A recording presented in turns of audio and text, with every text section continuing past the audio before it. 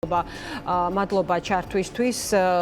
რითი თქმა შეგიძლიათ, აი ამ რაღაც განსხვავებულ სურათზე, ხომ, აქამდე სხვა ტიპის სურათი იყო და პირველად ვნახეთ, რომ აი კონკრეტულ პირებს ადებს ხელს ძალოვანი უწყების წარმომადგენელი. თქვენი შეფასება რა არის და ასევე რა შეგიძლიათ გითხრათ ამ პროცესის შესახებ?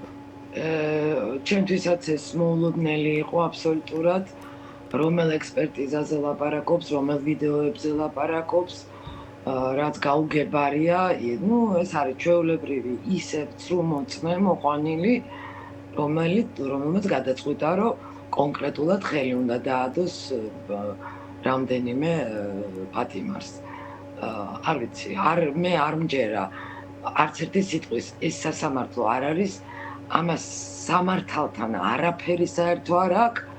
ამიტომ ძალიან გამიჭირდება რამის თქმა, ეს არის რასაც უყურებთ, რა აბსურდსაც უყურებთ ყოველ ჯერზე.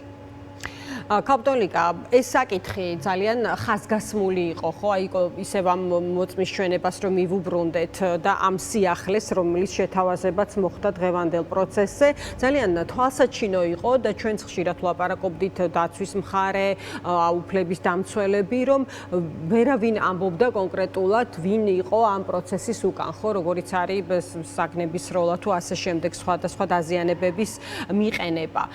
როგორ ფიქრობთ, ახლა შეიძლება რომ რაღაც ცდელობა იყოს ამ პროცესში, თქვათ სურათის შეტრიალების, ეს მოისმინეს, სადაც საჭირო იყო და ანუ მოკლედ აი რაღაც სათქმელი რომ გამოაცალო ადამიანს, რომ აი როგორ ვერ ასახელებენ, ხო მოვიდა ადამიანი და დაადო კონკრეტულ პირებს ხელი და ეხლა მორჩეს ეს თემა, რომ თითქოს არც ერთმა პოლიციელმა არ იცის, ვინ დააზიანა ის. ამ მიზანს ხედავთ ამ პროცესში, იმიტომ რომ არ გერათ, რომ ეს ადამიანების სიმართლეს ლაპარაკობენ, ხო ცრუ არისო ყველა ეს ჩვენება, სწორედ ამაზე ლაპარაკობთ თქვენ.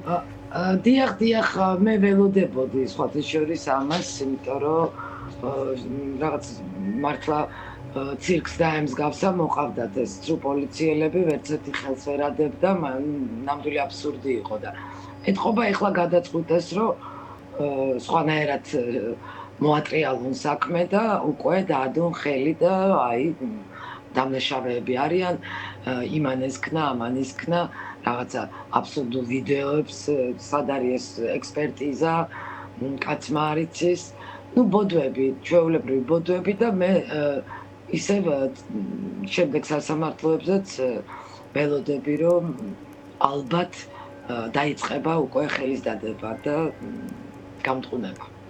კაპიტოლიკა, ასევე ესეთ რაღაცას ამბობდა ეს პოლიციელი, რომ მას ჰქონდა ოპერატიული ინფორმაცია შესაძლო დანაშაულის შესახებ. ესეც შეიძლება სიახლეთ იყოს, რაღაც უფრო მრავალფეროვნად გამოვიდნენ დღევანდელ სხდომაზე, ხო? წინა ბევრის სხდომისგან განსხვავებით ინფორმაციული თვალსაზრისით. ასე გამოდის. იცით, მე არ ვიცი რა იხარშება მათ ტვინებში, აბსოლუტური ტყუილები და აბსურდები. და ტყუილია ეგ ყველაფერი, რომელ დანაშაულზე წინასწარ რა იცოდა. ეს ჯგუფი ერთმანეთს არ იცნობდნენ ბიჭები. აბსოლუტურად უდანაშაულო, არავის არაფერი არ ჩაუდენია. ეს არის ტყუილი და ეხლა უნდათ რომ ამ ტყუილებზე ააგონ რაღაცა საქმე, რომ სხვა რომ ვერაფერი ვერ ქნეს და ვერაფრის ხელი ვერ დაადო. ეხლა რაღაცა ახალი ამბავი მოიფიქრეს, ვნახოთ შემდეგ სასამართლოები როგორ წარიმართება. კი ბატონო, და კაპიტოლიკა, ბოლოს აი თქვენი იგივე ანდროსთან კომუნიკაციის საფუძველზე, რა არის თქვენი მთავარი სათქმელი დღეს იმ სურათის გათვალისწინებით, რომელიც გვაქვს, ხო? ბევრი პროცესია სასამართლოში, მათ შორის პოლიტიკური ლიდერების, აქტივისტების დაჯარიმება, ასე შემდეგ ძალიან ფართო ტალღას ვადევნებთ ამ თვალსაზრისით თვალს და რა სიტყვით თქვენ აი ამ სურათის გათვალისწინებით, რა არის თქვენი მთავარი სათქმელი? ეს არის აი კაპიროვკა, არ ვიცი რუსული სიტყვა მაპატიეთ, აი კაპიროვკით გადმოტანილი რუსეთში რაც ხდება, ზუსტად ან დავალებებს ასრულებენ, ეს არის ჩვეულებრივი რეჟიმი, ავტოკრატია, რომელიც დამყარდა უკვე და ჩვენ მე მგონი ბევრმა ვერ გაითავისა ეს და მე რა ვიცი, რა უნდა თქვა, არ ვიცი. დაჯარიმება, ბავშვების ციხეში ჩაყრა, ბავშვების, იმიტომ რომ 18-19 წლის გოგოები და ბიჭები არიან. სრულწლოვანებიც კი არ არიან, 21 წელია სრულწლოვანები, ხო, ადამიანი. კი რასაც უნდათ იმას აკეთებენ, როგორც უნდათ ისე იქცევიან და მე მგონია რომ წინა გვაქვს კიდე გასავლელი რთული ბრძოლა და აქვე მინდა აღნიშნო თუ შეიძლება თქვენი ეთერიდან მაინტერესებს ერთი საკითხი. მინდა ლელოს პარტიას ვკითხო, რომელ არჩევნებში აპირებენ მონაწილეობის მიღებას.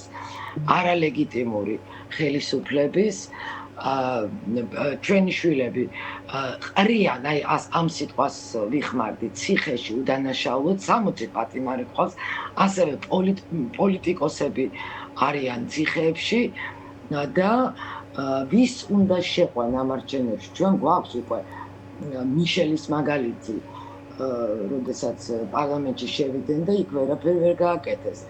რისი იმედი აქვთ და იცით ჩვენ შეგვეძლო რაღაც გარიგებებზე წასვლა. ბიჭებსაც შეეძლოთ რაღაც გარიგებებზე წასვლა და ეს არ ვიკადრეთ, იმიტომ რომ ვართ ძლიერად ჯიუტად ვებრძვით ამ რეჟიმს.